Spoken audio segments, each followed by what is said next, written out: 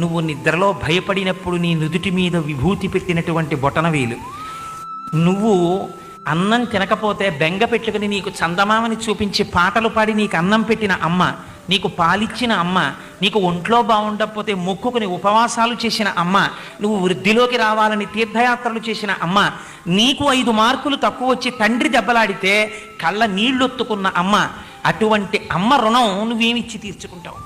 అమ్మా అని పిలవడమే రుణం తీర్చుకోవడం. అటువంటి అమ్మ ఎటువంటి కారుణ్యమూర్తియో, ఏం చూసి అమ్మ మిమ్మల్ని అంత కష్టపడి పెంచింది?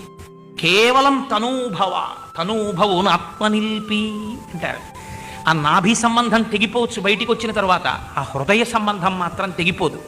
తను అంటకాగిపోయింది బతికున్న నాళ్ళు భర్తతో, కానీ తన శరీరం వదిలిపెట్టేసే ముందు మాత్రం ఆ కొడుకుల్ని చూస్తూ కొడుకుల ఒళ్ళో తలపెట్టుకు చచ్చిపోవాలనుకుంటుంది. భర్త పక్కనున్నా